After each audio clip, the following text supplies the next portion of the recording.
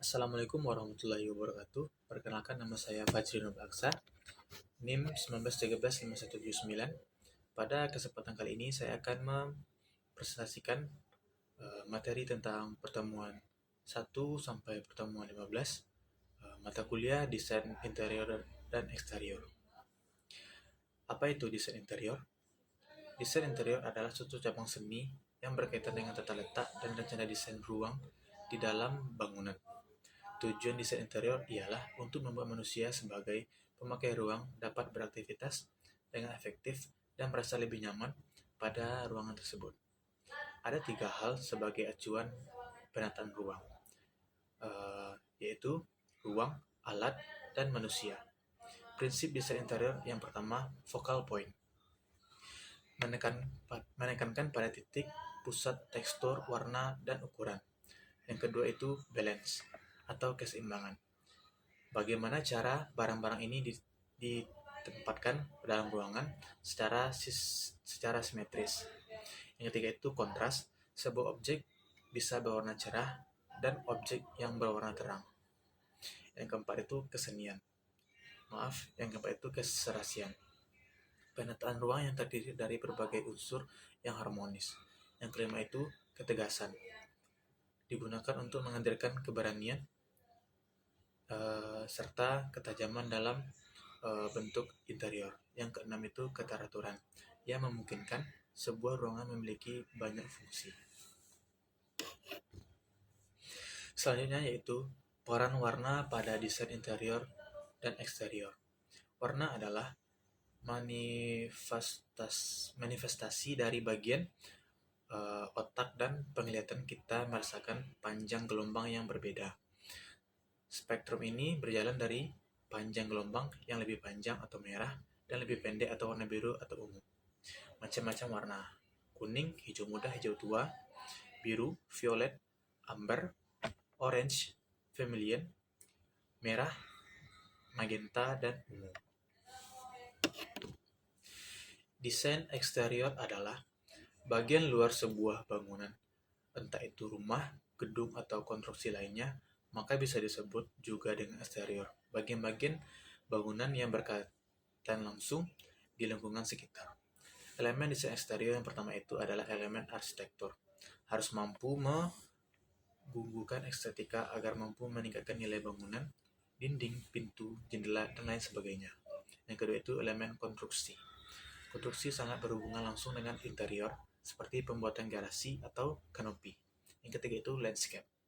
Landscape ini biasanya seperti taman, kolam, dan lampu. Prinsip dasar eksterior ialah akan membantu dalam mengembangkan dan memperbarui bagian luar rumah. Yang pertama itu prinsip keseimbangan bentuk. Yang kedua, prinsip warna, tekstur, material. Yang ketiga, prinsip pembatas seperti pagar dan gerbang. Yang keempat, prinsip atap dapat mempengaruhi gaya bangunan. Selanjutnya yaitu eksterior tampilan stand out. 5 elemen kunci. Yang pertama itu perpaduan warna cat untuk eksterior rumah. Cara efektif dalam memilih cat eksterior adalah memilih warna utama terlebih dahulu dan pilih warna shadow lebih terang atau gelap dari warna utama. Yang kedua itu pintu masuk yang welcoming. Ada baiknya memilih warna pembeda untuk pintu agar tidak menghalangi fungsi interior dari elemen lainnya. Yang ketiga itu model jendela yang fungsional. Model jendela yang paling merefleksikan bangunan secara keseluruhan adalah cahaya yang masuk biasa secara optimal demi menjaga kenyamanan aktivitas. Yang keempat, memilih atap yang lipat. Pemilihan material yang bisa memiliki durabilitas tinggi, tahan lama, tahan air, tahan sinar matahari. Dan yang kelima yaitu pencahayaan. Eksterior bangunan akan lebih menarik karena pencahayaan meng-highlight elemen arsitektur tertentu. Selanjutnya yaitu mozaik. Mozaik adalah karya seni aplikasi dengan teknik gabungan antara melukis dan menempelkan bahan-bahan tertentu seperti kaca dan keramik. Karya mozaik dikenal di Eropa dari Mesopotamia sekitar 4.000 atau 5.000 tahun yang lalu, kemudian Kekaisaran Romawi, penyebarannya dari Yunani ke Eropa. Karya yang paling terkenal di Eropa yaitu di Spanyol, hasil karya Antoni Gaudi. Cara membuat mozaik. Yang pertama itu persiapan alat dan bahan yang diperlukan: keramik, kertas, lem, pensil, alat pemotong, dan lain sebagainya.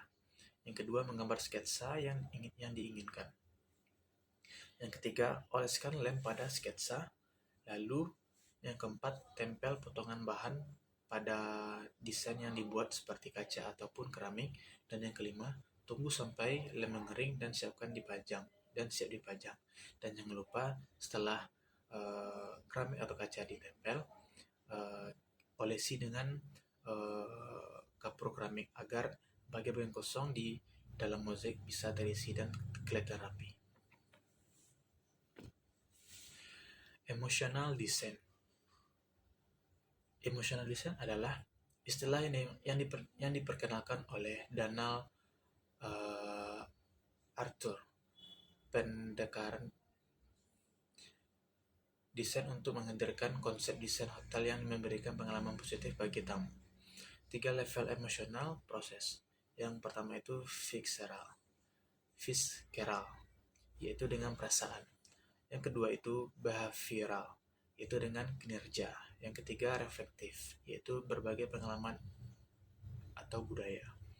Faktor penting yang dapat berpengaruh secara emosional. Yang pertama itu personalisasi dan kostumisasi. Perancang desain dengan mempersonalisasikan pengalaman tamu menginap dan membuat tamu merasa memiliki. Yang kedua itu expressive image. Gunakan gambar, ilustrasi, dan animasi yang tertata dengan rapi. Tamu dapat menunjukkan energi dan membantu tamu berempati. Yang kelima, positive surprise. Bangkitnya reaksi emosional positif. Terima kasih.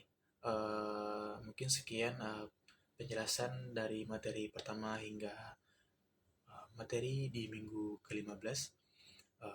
Saya akhiri. Wabillahi taufiq wal hidayah. Assalamualaikum warahmatullahi wabarakatuh.